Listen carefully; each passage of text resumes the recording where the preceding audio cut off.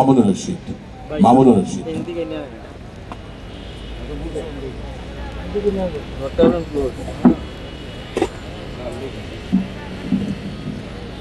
আপনারা সবাই লালনের গান শুনতে এসেছেন, বক্তৃতা শুনতে নয়, কিন্তু একটু বলতেই হয় যে আজকের এই গানের সঙ্গীতের আসর একটা প্রতিবাদী সঙ্গীতের আসর, এবং এই প্রতিবাদ এত বছর পরেও আমাদের করতে হচ্ছে বাংলাদেশে, যে লালনের গান নাকি ধর্মীয় অনুভূতিতে আঘাত করে। গত 100 বছর ধরে যে গান চলছে, 100 বছরের অধিক সময় ধরে, তখন কি ধর্ম ছিল না এই দেশে? ধর্মীয় অনুভূতিতে আঘাত করছে এবং ভাবমূর্তি নষ্ট হচ্ছে, এসব কথা বলা হয়। ভাবমূর্তি এখন নষ্ট হচ্ছে না, কারণ লালন তো শুধু বাংলার সম্পদ না, সারা পৃথিবীর সম্পদ। তো সারা পৃথিবীতে, এবং লালনের এখনো চেউরিয়ার গেলে তার আশেপাশে অনেক বিদেশিনী, তারা কিন্তু ওখানে লালনের উপর চর্চা করছে, লালনের উপর গবেষণা হচ্ছে সারা বিশ্বব্যাপী। লালনের যে আন্তর্জাতিক যে ভাবমূর্তি, সেটা নষ্ট হচ্ছে না, এবং নষ্ট হচ্ছে কাদের দিকে? কতগুলো বাজে ধর্ম ব্যবসায়ী এবং প্রশাসনের লোক। এই লোকটাকে অ্যারেস্ট করলো বাংলাদেশের কোন অফিসার? তাকে খুঁজে বের করে দৃষ্টান্তমূলক শাস্তি দেওয়া উচিত।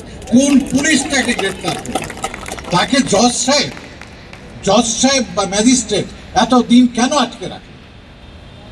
তার মানে এরা দেশদ্রোহী, বাঙালি বিরোধী, এবং লালনের ভাবমূর্তি নষ্ট করার জন্য এরা প্রশাসনের অভ্যন্তরে ঘাপটি মেরে থেকে এ দেশকে ধ্বংস করার মতলবে আছে। এই দেশকে তালেবান বানাতে চায়, অসম্ভব, পারবে না। কারণ যতদিন পর্যন্ত শহীদ মিনার আছে, যতদিন পর্যন্ত আমাদের পয়লা বৈশাখ আছে, যতদিন পর্যন্ত আমাদের 21শে ফেব্রুয়ারি আছে, বিজয় দিবস আছে, ততদিন পর্যন্ত পারবে না।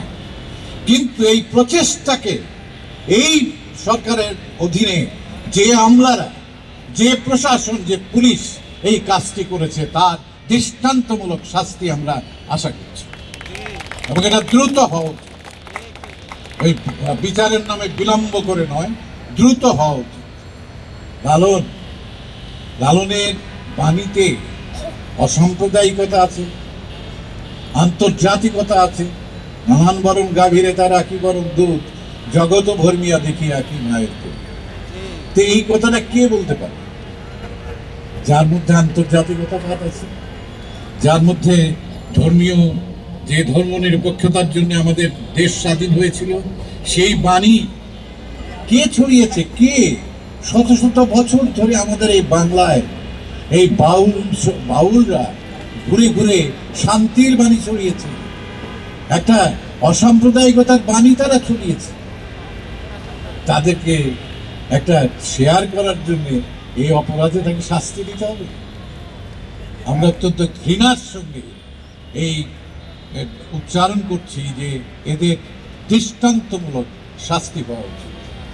আজকে আমাদের লালনের গানের মহৎ শিল্পীর এখানে উপস্থিত আছেন, তাদের গান শুনবেন এবং গানের মর্মার্থ বুঝবেন, এবং একই সঙ্গে আমরা একটু নিষ্ক্রিয়করণের মধ্যে আছি।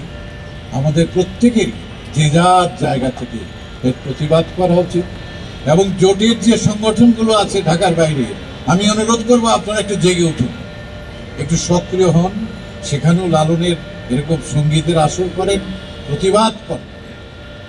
ধন্যবাদ আপনাদের।